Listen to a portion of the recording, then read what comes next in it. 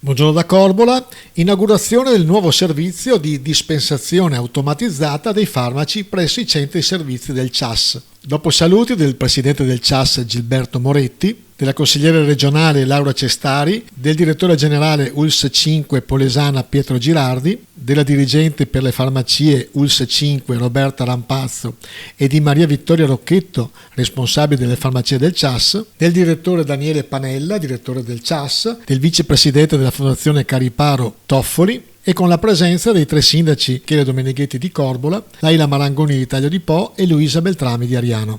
Ascoltiamo il direttore generale ULSS 5 Pietro Girardi. Che importanza ha questo tipo di operazione, direttore?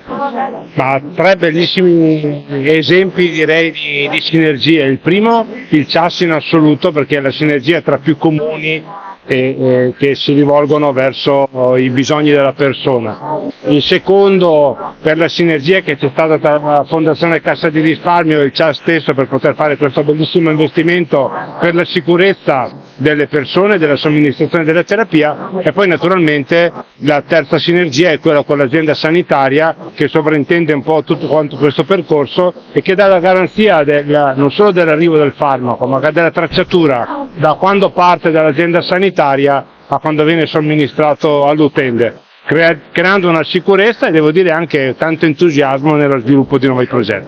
Ecco, l'attrezzo che avete inaugurato oggi ha delle potenzialità grandissime, forse sottousate per questa RSA. C'è la prospettiva di usarlo per tutto il secondo reparto dell'ULSS, quindi da Asia in giù? Allora, la normativa che sovrintende un po' alla somministrazione del farmaco è abbastanza complessa, devo dire, perché ci sono dei risvolti di privacy, di sicurezza della somministrazione e così via.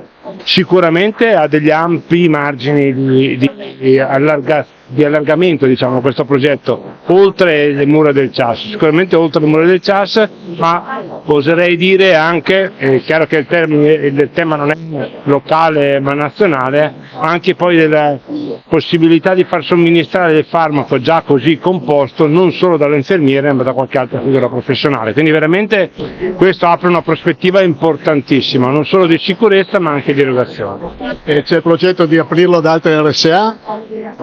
Questo le RSA sono autonome fondamentalmente nella loro autonomia, nella loro imprenditorialità. Sicuramente allargarlo ad altre RSA o allargare questo anche ad altre RSA, ma non solo le RSA, anche i centri per disabili e tante altre realtà sociosanitarie.